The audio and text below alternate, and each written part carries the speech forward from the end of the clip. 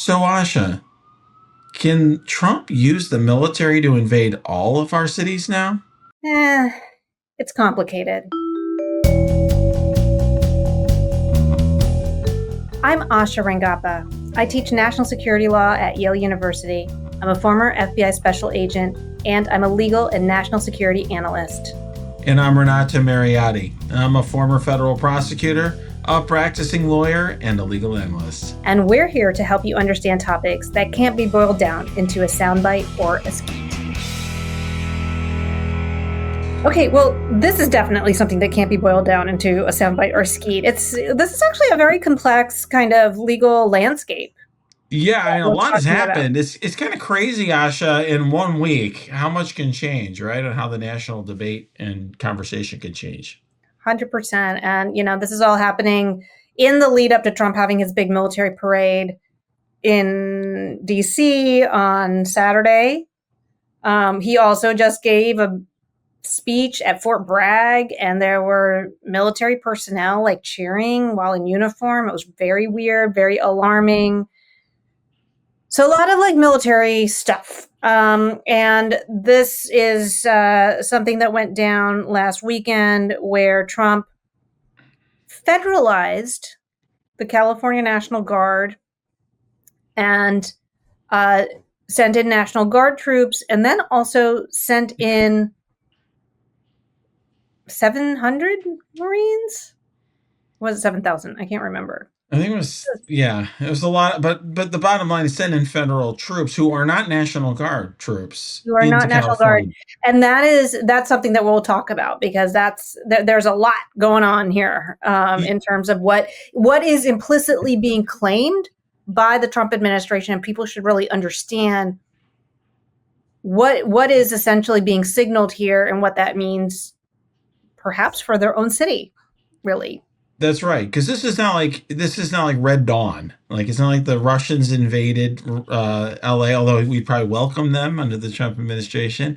Uh, it's not like there was a terrorist attack and there were planes hitting L.A. landmarks. This is just there's some protests and so on, and suddenly the Trump administration is going to DEFCON 1. Yes, and it seems to me like they were. I mean, we know they've been chomping at the bit to use the military, and I think they found their first chance to do it, and here you go. So it's interesting that you talk about this isn't Red Dawn, or an invasion, because I think let's start with the epicenter, the ground zero for this, which is a presidential memorandum. We've been talking in the last weeks about executive orders and presidential proclamations, and this is a presidential memorandum, which is what set this in order. And the memorandum basically characterizes the protests, and I'm quoting here, to the extent that protests or acts of violence directly inhibit the execution of the laws, they constitute a form of rebellion against the authority of the government of the United States. And that word rebellion is very important, because that is going to trigger certain things that the federal government is able to do. I mean, basically, the big story here that people need to understand is what we're seeing is a big federalism debate that you're going to see unfold, basically a showcase showdown between the federal government and the states. And right now it's happening in California, but what happens is going to potentially impact everywhere else, because if you notice, it doesn't say to the extent that protests or acts of violence in Los Angeles. It says this as a blanket matter. To the extent that protests or acts of violence directly inhibit the execution of the laws, this administration considers it a rebellion. What does a rebellion allow it to do? Well, what the Trump administration has purported to do is invoke a statute under Title 10 of the U.S. Code, Section 12406. And what 12406 allows Trump to do is to when in the event of a rebellion, as I mentioned, there's a trigger, he is allowed to federalize the National Guard, which essentially means he gets to fold the National Guard in or kind of make it a part of the U.S. Armed Forces. And of course, when you do that, when the National Guard becomes federalized, they go from being under the command and control of the states, under the governor, to under the command and control of the president. So that's like the key there. One thing that is important to note here is that when the National Guard becomes federalized, they effectively are subject to all of the same limitations that the federal military is. And there's a very important law called the Posse Comitatus Act. And that prevents the federal military from engaging in like ordinary law enforcement functions domestically, except pursuant to a specific act of Congress that, says that it's an exception to that act. So right now, the California National Guard has been federalized. They're under Trump's control, but they're not allowed to engage in ordinary law enforcement.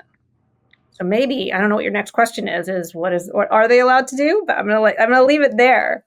Yeah, I mean, look, just we're using these legal terms, federalism. We're talking about, you cited a code section and a law, an act. But at the end of the day, this is really about whether or not police, you can have you'll have military on your streets in your city, in your neighborhood, potentially enforcing the law. And the way it has always worked in this country is that police powers are exercised by the states. There are state police, there are state and local police forces that deal with things like theft or assault or other types of crimes. And the federal government has a limited role when it comes to policing. And rebellions are things that are not like, a bunch of people, having a protest at the local, town square, but actually like people deciding that they want to overthrow the government of the United States and march in the Capitol, perhaps, or if they're, or more traditionally, that they're saying that they now form the Confederate States of America, something along those lines. And so this is, I would say, it could potentially be a sea change in how the United States functions internally that could kind of transform the balance of power between the federal government and the states, but ultimately the balance of power between the government and the president and the executive branch and the rest of us, and the people. Yeah. And I think it's important, I know I did mention that statute, and the reason it is because that particular statute is important because one of the things that statute that authorizes the president to be able to federalize National Guard troops in the event of a rebellion also says, Renato, that when he does that, the orders have to be issued through the governors of the state.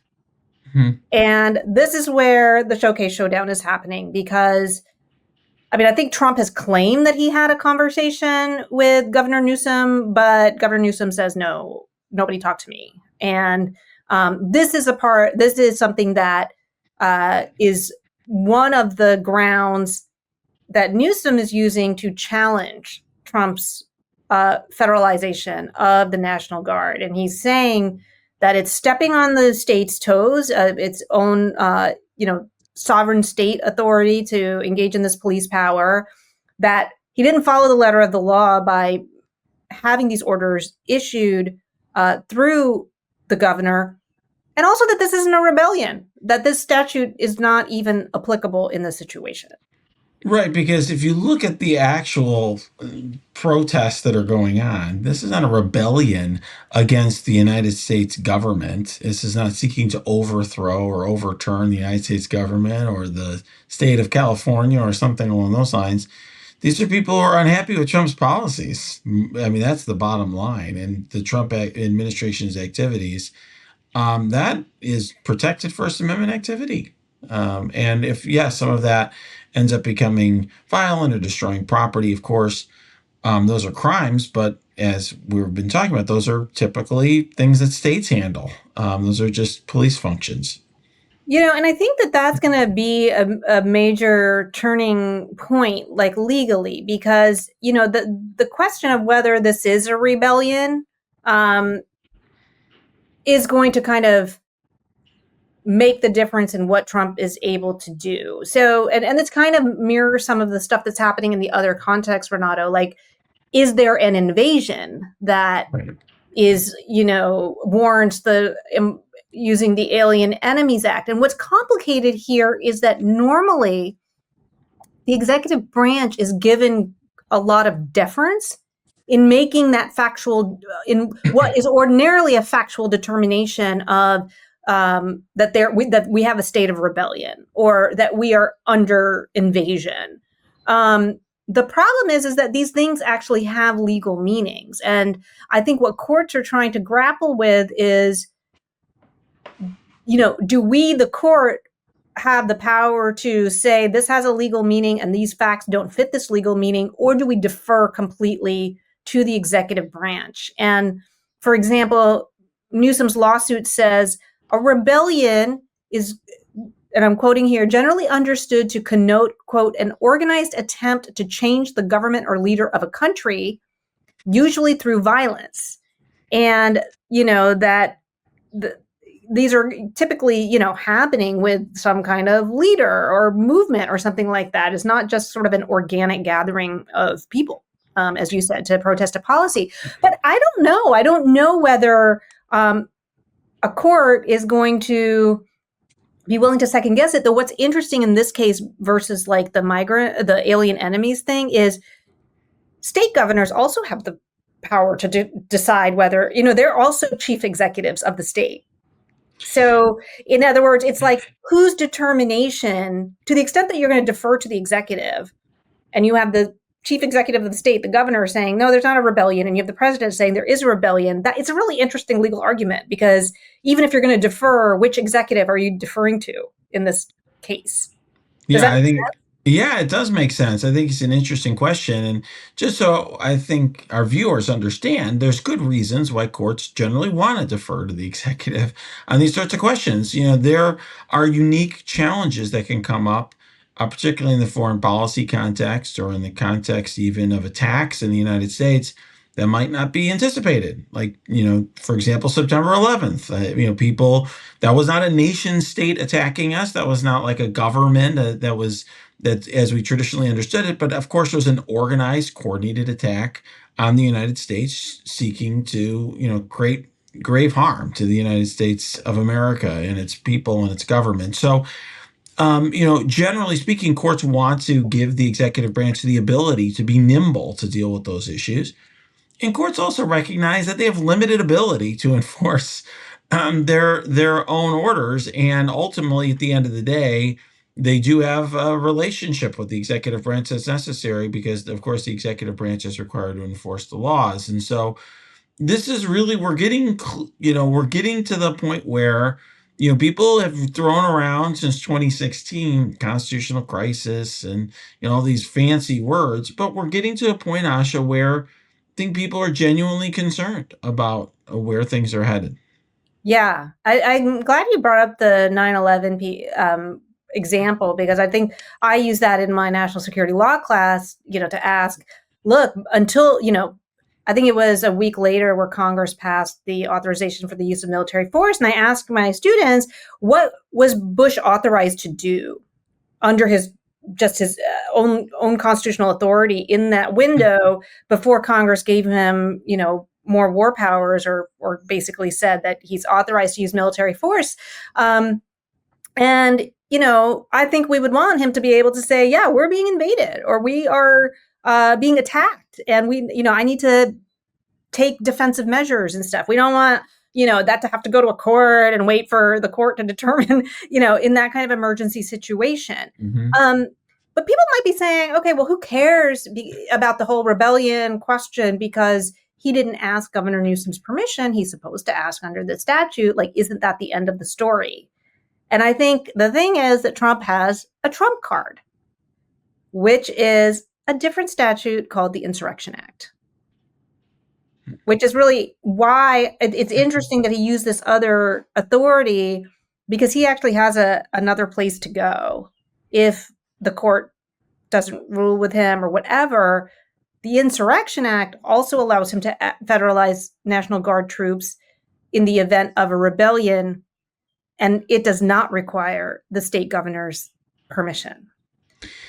Yeah, isn't this sort of another time, Asha, where it's fair to say this was not maybe the most well thought out plan by the Trump administration? I mean, like we've talked in recent episodes about Harvard, right? Like when the Trump administration decided to go against Harvard, they didn't do it exactly the way that perhaps they could have in order to achieve maximum results, although they're catching up fast. It seems like there's a new investigation every week against Harvard University right now.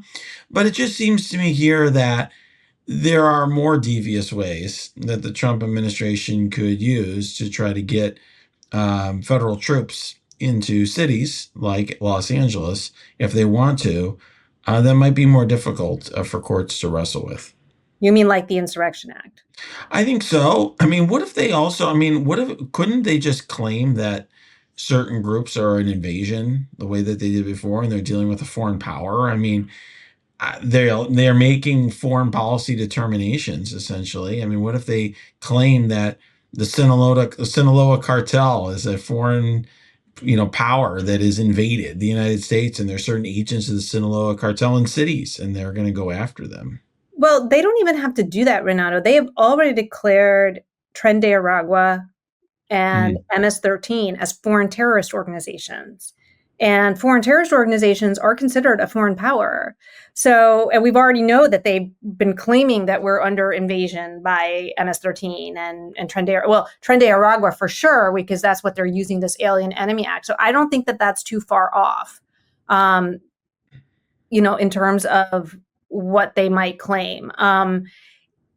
It's interesting. I don't know if in this context they've actually played it too heavy-handed. In fact, it seems like there's more strategery here in terms of using something that might seem on its face less drastic. People have heard a lot about the Insurrection Act, and if Trump were to go to DEFCON 1 immediately, there might be much more pushback. I feel like he's kind of normalizing it under this lesser known statute, and Governor Newsom is pushing back. And I think now he has the ability to say, well, I have no choice, because either the courts ruled against me and they want, our country overrun. He's been saying that in other contexts, or the governor isn't cooperating with me. So I have no choice but to invoke the Insurrection Act. And the Insurrection Act is important because that is an exception to posse comitatus. And what that would allow is for the military to actually participate in law enforcement. Right now, they can only protect ICE agents, and they can only protect federal buildings. They're in kind of a very limited protective capacity, which is why when you look at the news, they're not doing much. But if he invokes the Insurrection Act, technically the military would be authorized to actually participate in these raids. And I think that would be a real, change. I mean, in the way you talk about the police power, we're used to state police, doing these kinds of things. But imagine the military going in and doing raids and pulling people off the street, Americans and things like that. That will really change kind of just what we think of when we think of our American cities and streets. Yeah, it's really interesting. Good points, Asha. I think what you're suggesting is perhaps it's actually a thought out step-by-step approach, really, in which he normalizes the use of the military in a more limited context and then expands that use later. I think that's where this is headed. And this kind of conditioning, I think this is where the conditioning of giving this very partisan speech with the military and kind of, I mean, I don't know how many of them are really Trump supporters, how many of them feel like they have to cheer to if they won't, get their job. But that's inappropriate. Military is not supposed to engage in partisan politics in uniform. But he was trashing the governor and the mayor and basically normalizing to the American public, but also to the armed forces, that these people, these leaders of a state, are kind of the enemy. And that's a very dangerous place for our military to go. Yeah. And we talked, I think, in the very early days. We're not that far into this episode of the Trump administration, right into this second administration. But in the early days, we talked about that. There was an attempt to weed out certain generals and so forth that were perceived to be independent or independent minded from the military. And this is, consistent with that. It's an attempt to essentially create internal enemies and potentially treat the military as a tool for him to use to achieve partisan ends. So this is very weighty stuff. And the legalisms, like we're part of what we're doing here, I think, from my perspective for viewers, is we're not just going to walk you through, we'll walk you through, we're talking about some legal issues, but it's the implications are much broader and bigger than that. Yeah. And we can talk about some of the bigger implications.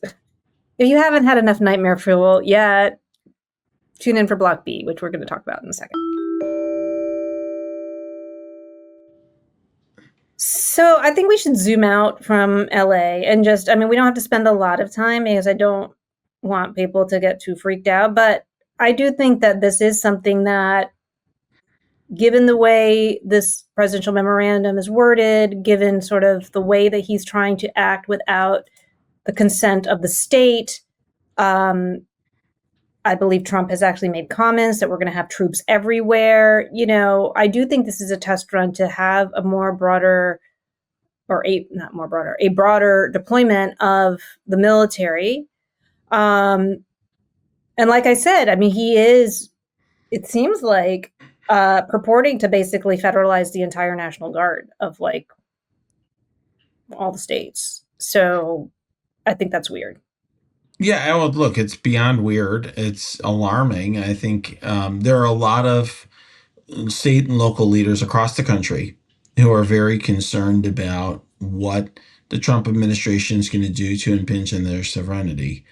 I was at a DAGA, Democratic Attorney General Association event, just a couple of weeks ago, and when I was there, a theme was that AGs, I think, felt like not only that they had to step up to fill up gaps that were left by the Trump administration, but more broadly that they had to defend their own state officials and officers from potential legal threats and potentially an attack by the Trump administration on their ability to govern their own states. And this is something that I think is a bigger deal than a lot of people realize, because a lot of the folks who listen to our podcast or watch this on YouTube on the Midas Touch network are folks who I think in many ways live in an area where a lot of the impact of the Trump administration is muted. In other words, your personal freedoms and your bodily autonomy is respected. Your rights aren't being violated on a daily basis and so on. And that's in part, not completely, but in part because of state laws, state courts, your own local officials. And if Trump is able to, insert federal military power into your local city, state, municipality, there's a real concern about kind of their entire way of life changing. Yeah. When I lived in Bogota, Colombia for a year, and I remember, there's military, this was in the late 90s. So this was, I like to say like season 3 of Narcos, basically.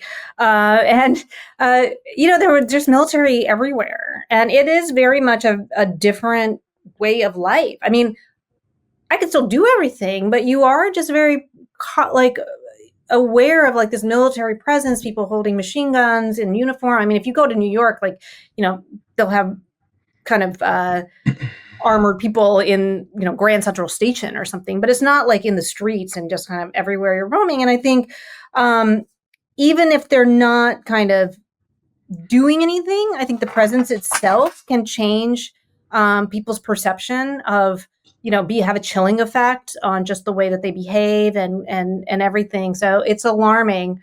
I also worry that, and again, I'm gonna move to a more positive thought right after this, but this is sort of the last kind of very scary thing is I'm worried that that Trump is going to push the envelope far enough to basically say, I'm not limited by any of these laws, including posse comitatus. Like I'm commander in chief. I can basically command the military, and I can federalize the National Guard, and I can command the military. This would go completely against like the history of the United States. I mean, the framers obviously did not have a great experience with the British Army. This is why they're very distrustful of a standing army. This is why we have the Third Amendment, which everybody has to look up. But the Third Amendment prohibits the quartering of troops, because that's something that the British Army presence was so pervasive that they would basically take over your house.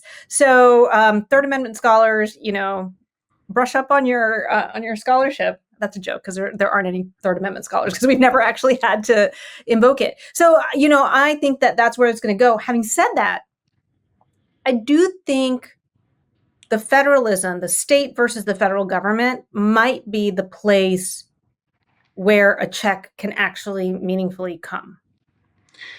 Okay, that's interesting. And so I got to give you mad props, Asha. Only Asha could find like the bright side of like Trump sending federal troops into LA. That's great. And federalizing the National Guard. Okay, I mean, it'll be interesting to see what happens with this. I don't know. What it concerns me, This is states' rights. This is states' rights. This is. I know we're very cynical, but I mean, this is, conservatives are the ones who prevent the federal government from actually imposing, nationwide gun legislation that would bind local and state law enforcement. I mean, if that is encroaching too much on states' rights and the 10th Amendment, it's really hard for me to see that it's okay for the president to send troops in. I'm just saying that I think as a legal question, governors versus the president, when it comes to protests in local cities, like there may be a good opportunity here to push back on this expansion of federal power. And I'll say something else. I think this is also where public opinion is going to matter. Like, if he is trying to normalize, this is the time. Do not let, be peaceful, but don't keep your mouth shut. This is the time to speak out, because I think every institution, including we the people, need to be operating at 11 right now. Yeah, I'm less optimistic about how this is going to play out in the courts, and I worry. Actually, what I'm worried about, Asha, is a scaling down of police power, state police power, and potentially a change in sort of a federal state balance there, under where some of the courts are now, particularly the Supreme Court. But I do think public opinion matters. I think that's why Trump is trying to frame this as him versus a bunch of protesters, trying to frame them as sort of funded by outside groups and, propped up by outside groups, releasing screenshot from his phone of his call to Newsom and all sorts of stuff to try to influence public opinion, because I do think it matters here quite a bit. And really the purpose here may be, as you suggested, to really shift public opinion in an authoritarian way between this and the military parade and staging and all that. But I think, from my perspective, it is dangerous. It's a huge concern. And I do worry about the ability of states to fight this. And I think it was interesting that he chose California. I mean, one thing is, Newsom has been trying to, it's interesting. Newsom has been trying to be accommodationist, in my view, towards I know. the right. So like have these people on his podcast. Oh, yeah. On his podcast, and Dr. Phil and whatnot. Was it didn't he have Charlie Kirk on there or whatever his name is? And people like my governor, J.B. Pritzker, is like thumbing his nose at Trump. Like, bring it on. Like, fight me. Great. I'm going to, let's take it on. I'm going to run against you, or whatever. I'm going to run to succeed you. And it's interesting that he takes on California despite all of that. And so we'll see what happens. I mean, obviously, California not going to be very positive towards the federal involvement, but really the goal here, I think, by Trump is to turn it into them as a boogeyman, just like he does with Chicago, or the city that I'm from, essentially trying to turn us into an enemy. And really, it's all about influencing the rest of the country, and sort of otherizing these particular urban areas. Yeah. I do want to say one more thing, just because sometimes I hear this and I think it's important for people to just know what the words mean. Sometimes, I hear people equating the Insurrection Act with martial law, or saying like, and then there's going to be martial law. The presence of military is not the same as martial law. Martial law is a wartime emergency measure where basically the military takes over the government. So they supplant local law enforcement. They supplant the judges. Civilian courts are replaced by military tribunals and, military judges and things like that.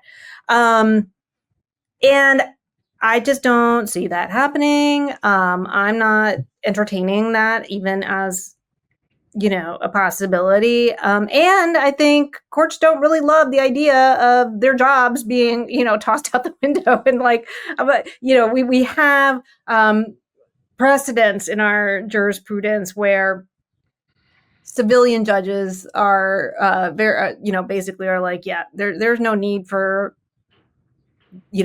military courts and military tribunals if civilian courts are operating and things like that. So I just want people to be careful with the language they use, to not look, we are in an extreme situation. It's not great. I think we've conveyed that, but also we don't want to misstate or push this farther than where it is now. You know what I mean? Like, we can cross bridges when we get to them, but I think let's keep this in kind of the reality bubble. I love that comment, but that's really smart, and I agree. And perhaps if I went further than where things were, then that's a good pushback on your part, Asha, because I think one thing, if we've learned anything from 2016 onward, is there's been a lot of Chicken Little stuff going on at different points in time. And oh my God, everything's ending. Oh my God, all is this way or that way. Or there was massive hope, like whatever, Trump was going to be let out of the White House in chains. But there's always, yeah, I know. yeah, orange jumpsuit, the marshal of the Supreme Court will arrest him or whatever it was. And so I really think that, I've always tried to push against that as a legal analyst, because I think there's a lot of hyperbole and overstatement and people getting excited. And I think here, this is alarming. There's reasons for us to understand why this should be of concern. Things like federalism are legalisms that don't mean a lot to a lot of average folks, but do have real world consequences. So it's important to be aware of those, but we shouldn't think that means that's where we're at today. We don't live in the Soviet Union or right now, but this is a concern. Yeah, it's not Hunger Games yet.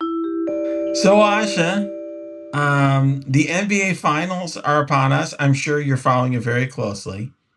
Yeah. I'm really excited. Good. And which team are you rooting for? I'm worried I'm going to get the sport wrong. The NBA Finals. Thunder. That's right. Wow, that's amazing. You actually knew. So I am rooting for the other team. Do you know what that other team is? No, the Pacers. The Pacers. Did you Google that or something? Okay. No. Look, I'm not touching anything. Well done. I'm cheering for the Pacers. As a Midwesterner, I actually love the fact that two smaller cities, Indianapolis and Oklahoma City, are in the finals. Like that, that's cool. Neither team's ever won. Thunder is Oklahoma? Oklahoma City Thunder. Oh. Which is cool. Yeah. It's cool that you have some smaller cities represented. I think it's great. Neither city's ever won the championship before. That's cool. Indiana won in the first game with 0.3 seconds left in the clock. They were trailing the whole game, had a last second shot. So this is exciting. It's a lot of fun, and I think one thing that is cool about it too is like people are also at the same time, and I am paying attention to the WNBA. Although my team there sucks, just like all the other Chicago teams that I root for. So it is what it is. The Chicago Sky are like even more incompetently managed than in GM than the Chicago White Sox or Bulls. But it is what it is. We've talked about this before so I actually like college basketball. Okay. I'm sorry. And I feel like I have tried to watch professional basketball and I just don't get into it. I don't know why. So I don't know what the meaningful differences are, but I don't get engaged. But I do think a part of it is I grew up in Hampton Roads, Virginia. Like, I think you have to have like some, like, I think professional teams are geographically based, right? Like, I mean, Yeah, the I Bullets live or in then Virginia. I Wizards. live in New Haven, Connecticut. Like, I mean, I don't know. Like, is there? I mean, I get there's the baseball teams, and I've talked about like how that whole rivalry kind of annoys me in its own way. The New York Boston thing, but yeah, I feel like I don't have a home. There is a team, professional sports team in Connecticut, the Connecticut Sun, WNBA team. Oh yeah, yeah. I know them. Yeah, they're Okay, actually that's they're not true. good right now. They have been in the Okay, past. okay. But there you go. And by the way, Connecticut state with very strong like women's basketball tradition, right? With like UConn winning so many championships. So I do like Connecticut. I don't know that I'm like emotionally attached to Connecticut. Does that make sense? what? Okay. I only went to law school there, but I did love Connecticut. That was really You cool did? place. You like love Connecticut? I thought it was pretty cool. It was like a really cool play. Like I'm excited. Next year's going to be our reunion for my class, and I'm Yeah. excited like to bring my wife to see like the New Haven for the first time, and like try like pizza and go to Mystic, Pizza Connecticut. is good. The pizza is good. It's pretty good for non-Chicago pizza. It's pretty Chicago good. pizza is disgusting. Okay, that has to be our next Sorry, that's right. next episode. Next episode, I know. Them's are fighting words. indeed. Can't get your fill of Legal AF? Me neither. That's why we formed the Legal AF Substack. Every time we mention something in a hot take, whether it's a court filing or a oral argument, come over to the Substack. You'll find the court filing and the oral argument there, including a daily roundup that I do called, wait for it, Morning AF. What else? All the other contributors from Legal AF are there as well. We got some new reporting. We got interviews. We got ad-free versions of the podcast and hot takes. Where? Legal AF on Substack. Come over now to free subscribe.